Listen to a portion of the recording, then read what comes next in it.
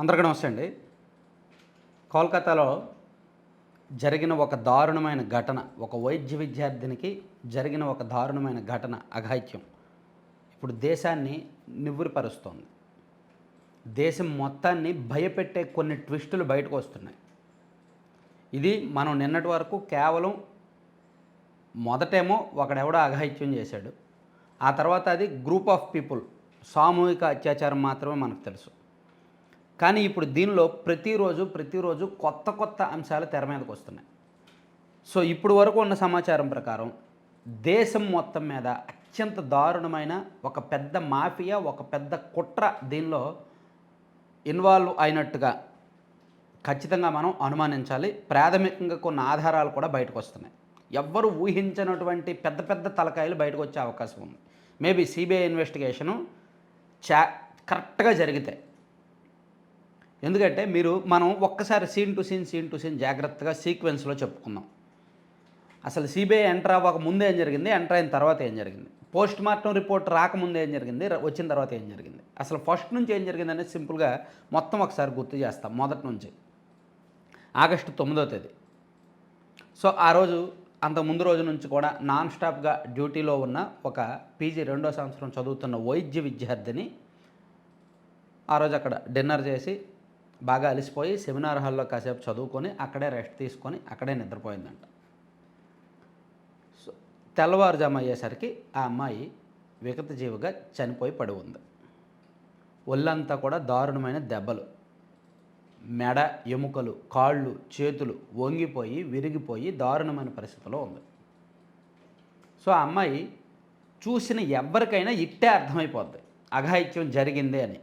కానీ ఆ అమ్మాయి యొక్క తల్లిదండ్రులకు మీ అమ్మాయి ఆత్మహత్య చేసుకుంది అని ఫోన్ చేశారు. సో ఆ తల్లిదండ్రులు వచ్చిన తర్వాత ఆ అమ్మాయికి బాడీని 3 గంటల వరకు చాలాసేపు చూపించలేదు. చివరికి ఆ తల్లిదండ్రులు గోల చేసేసరికి అప్పుడు ఆ అమ్మాయిని చూపించారు. చూపించిన తర్వాత ఆ తల్లిదండ్రులు అమ్మాయి శరీరం చూసి ఫోటోలు అవి తీసుకొని దాన్ని కొంచెం జాగ్రత్తగా అబ్జర్వ్ చేస్తే ఒక దారుణమైన ఇన్సిడెంట్ జరిగింది, ఇది సూసైడ్ కాదు, ఇది ఖచ్చితంగా ఎవరో అఘాయిత్యం చేసి చంపేశారని చెప్పడంతో అప్పటికప్పుడు పోలీసులు వచ్చి, అప్పటి వరకు పోలీసులు రాలా. తెల్లవారుజామున జరిగిన ఘటన పొద్దున్న మళ్ళీ 10:30-11 వరకు పోలీసులు రాలేదంట. సో పోలీసులు వచ్చిన తర్వాత అక్కడున్న ప్రాథమిక ఆధారాలు సేకరించి సీసీటీవీ ఫుటేజ్ చూసి, సో అక్కడున్న బ్లూటూత్ హెడ్ఫోన్ తాలూకు మొక్క ఒకటి ఉందంట, దాన్ని చూసి సో అది ఎవరికి కనెక్ట్ అయి ఉంది అనేది చూసి వెళ్ళి సంజయ్ రాయ్ అనే నిందితుడిని పట్టుకొని తీసుకొచ్చారు. సో వాడు పోలీసులకు దొరికిన వెంటనే నిజం ఒప్పేసుకున్నాడు. ఎస్ నేనే చేశాను, దమ్ముంటే ఉరి తీసుకోండి అని నిజం ఒప్పేసుకున్నాడు. సో అది మనందరం కూడా జరిగింది. సో అక్కడికే ఒక దారుణమైన అఘాయిత్యము, మెడికల్ వైద్య విద్యార్థినికి ఇలా జరిగింది సో అండ్ సో అని మనందరం చదువుకున్నాం. ఆ తర్వాత పోస్ట్ మార్టం రిపోర్ట్ వచ్చింది. నిన్న కాక మొన్న 2 రోజులు 3 రోజులైంది పోస్ట్ మార్టం రిపోర్ట్ వచ్చి. ఈ రిపోర్ట్లో చాలా స్పష్టంగా అనేక సంచలనమైన అంశాలు చెప్పారు. ఇది ఒక్కడు చేసిన విషయం కాదు, ఒక్కడు చేసింది కాదు, అనేక మంది చేశారు. 2 లేదా 3 లేదా 4 చేశారు, గ్రూప్ ఆఫ్ పీపుల్. ఎందుకంటే ఆ అమ్మాయి శరీరం లోపల 150 మిల్లీగ్రాముల స్పెర్మ్ ఉంది కాబట్టి. అలాగే ఆ అమ్మాయి శరీరంలో చాలా ఎముకలు విరిగిపోయాయి, చాలా సున్నితమైన భాగాలు మీద గాయాలు ఉన్నాయి. ఒక్కడే చేస్తే అంత దారుణంగా కొట్టడు కూడా. ఆ పెనుగులాటకి ఆ సౌండ్ రావడమో ఎవరో ఒకరు రావడమో ఇదంతా జరుగుద్ది. కానీ 3-4 ఉంటేనే ఇదంతా సాధ్యమవుద్ది. కానీ ఈ ప్రాథమిక అనుమానం పోలీసులకు ఎందుకు రాలేదు? పోస్ట్ మార్టం రిపోర్ట్ వచ్చే వరకు కూడా పోలీసులకి ఇన్ని అనుమానాలు రాలేదు. పైగా ఆ ఘటన జరిగినప్పుడు ఆ హాస్పిటల్ యాజమాన్యం బాధ్యత తీసుకొని అన్ని రకాలుగా పోలీసు విచారణకు సహకరించకుండా ఆ యాజమాన్యం ప్రిన్సిపల్ ఎవరైతే ఉన్నారో అతను ఇమీడియట్గా రాజీనామా చేశాడు. అతని రాజీనామాని ఆమోదించి ప్రభుత్వం రాజీనామాను ఆమోదించి వెంటనే వేరే గవర్నమెంట్ మెడికల్ కాలేజీలో అతనికి పోస్టింగ్ ఇచ్చేశారు. అంటే అతన్ని చాలా జాగ్రత్తగా తప్పించారనమాట. అదొకటి అనుమానించాల్సిన అంశం. అంటే ఇక్కడ మనం ఫస్ట్ ఆ అమ్మాయిది ఆత్మహత్య అని చూపించాలనుకున్నారు, కుదరలేదు.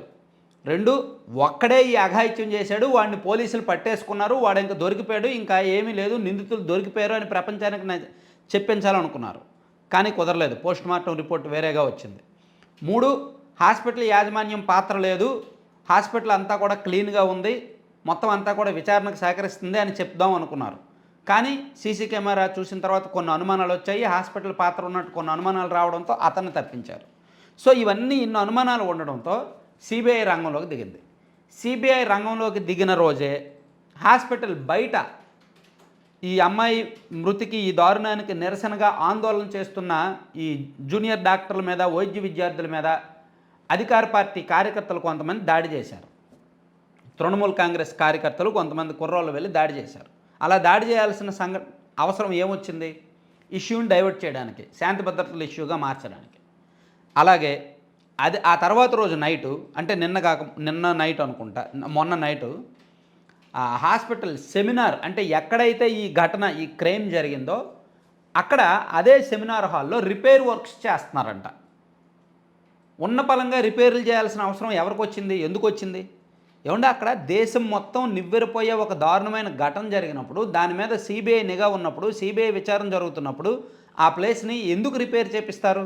రిపేర్ చేయించకూడదు. కానీ ఉన్న పలంగా అక్కడ ఉన్నవన్నీ కొట్టేసి మళ్ళీ కొత్తగా కట్టడానికి రిపేర్ వర్క్ చేస్తానంట. అంటే ఆధారాల ధ్వంసం. అంటే ఈ ఘటన జరిగినప్పటి నుంచి ఆగస్టు 9వ తేదీ నుంచి ఇప్పటి వరకు దీన్ని డైవర్ట్ చేయడానికి అనేకమైన శక్తులు రంగంలోకి దిగుతున్నట్టుగా చాలా స్పష్టంగా అర్థమవుతోంది. ఇది అంటే ఈ కేసును నీరుగార్చాలి, ఇందులో వాస్తవాలు బయటకు వెళ్ళకూడదు అని కొన్ని పెద్ద పెద్ద శక్తులు రంగంలోకి దిగి ప్రయత్నిస్తున్నట్టుగా మనకు చాలా స్పష్టంగా అర్థమవుతుంది.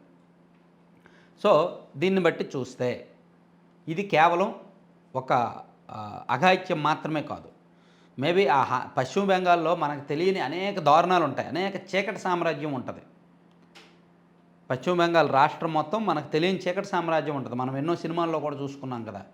సో మేబీ అటువంటి రాకెట్ ఏమైనా లోపల ఇన్వాల్వ్ అయిందేమో. సో ఈ అమ్మాయిని ఆ రాకెట్ వాళ్ళే పొట్టన పెట్టుకున్నారేమో.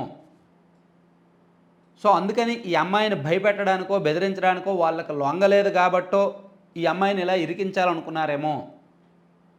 ఈ అమ్మాయిని ఇలా చంపేసి ఆ రాయ్ అనేవాడిని ఇరికించాలనుకున్నారేమో. మేబీ కావచ్చు. ఇప్పుడు సంజయ్ రాయ్ అనేవాడు ఇమీడియట్గా దొరికిపోవడం, దొరికిన వెంటనే ఎస్ నేనే చేశాను, దమ్ముంటే ఉరి తీసుకోండి అని చెప్పడం సినిమాటిక్గా లేదు? సినిమాటిక్గానే ఉంది కదా.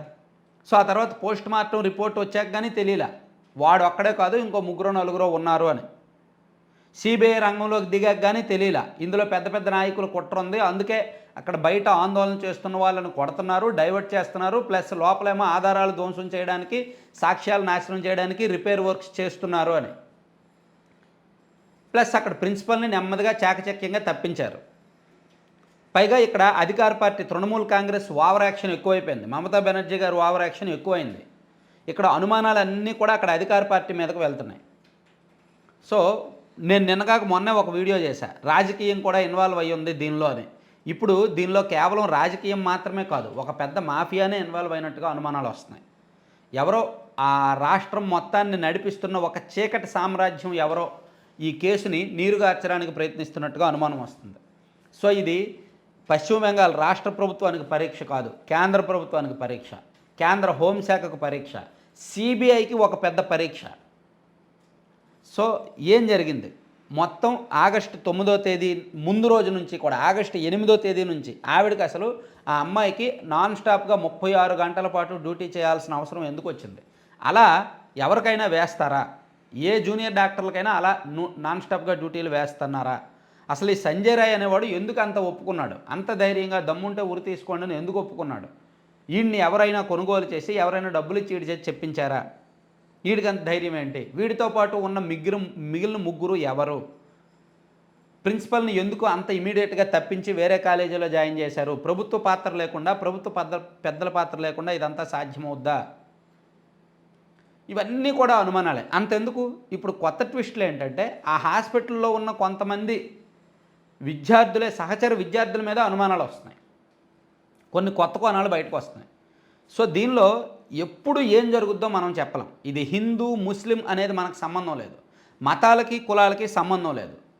ఒక తెలియని చీకటి సామ్రాజ్యం మొత్తాన్ని నడిపిస్తోంది, మొత్తాన్ని శాసిస్తోంది, కేసుని నీరుగార్చాలని చూస్తోంది, డైవర్ట్ చేయాలని చూస్తోంది, ఆధారాలు లేకుండా చేయాలని చూస్తోంది, ఎవరినో ఒకరిని బలిపశువులుగా చేయాలని చూస్తోంది అనేది మనకు చాలా స్పష్టంగా అర్థమవుతుంది. సో ఇక్కడ మనం మతాల గురించి కామెంట్ చేసుకోవాల్సిన పని లేదు, లేదా కేవలం దీన్ని చేస్తుంది అయితే మాత్రం చీకటి సామ్రాజ్యం. మనకి అది చాలా స్పష్టంగా అర్థమవుతుంది. మీరు కావాలంటే జరిగిన సీక్వెన్స్ అంతా ఒకసారి చూడండి. అనేక అనుమానాలు బలపడ్డాయన్నమాట. ఇందులో ఆ తల్లిదండ్రులు బలంగా నిలబడితే సిబిఐ గనక చాకచక్యంగా జాగ్రత్తగా దొరికిన ఆధారాలతో పూర్తి స్థాయిలో దర్యాప్తు చేపడితే కొన్ని చీకటి నిజాలు, దారుణ నిజాలు బయటకు వస్తాయి. సో దేశం మొత్తం గుండె ధైర్యంతో వేచి చూడాలి ఆ చీకటి నిజాల కోసం. కలకటాలో మేబీ నేను అనుకోవడం అయితే ప్యూర్లీ ప్రభుత్వ పెద్దల పాత్ర ఉందనే అనుకుంటున్నాను. అయితే ఇప్పుడు ఏంటంటే ఎప్పుడైతే రాజకీయం తెర మీదకి వచ్చిందో వాళ్ళు చాలా సింపుల్గా చెప్పేస్తారు. బీజేపీ వాళ్ళు రాజకీయంగా మా మీద బురద జల్లుతున్నారు, మా ప్రమేయం లేదని వీళ్ళు చెప్తారు. అలా రాజకీయంగా అయిపోయి ఇది ఇష్యూ కూడా డైవర్ట్ అయ్యే ప్రమాదం ఉంది. సో ఏదైనా మనం వెయిట్ చేద్దాం కొన్నాళ్ళు. దీనిలో ఎప్పటికప్పుడు అప్డేట్స్ చూద్దాం. Thank you.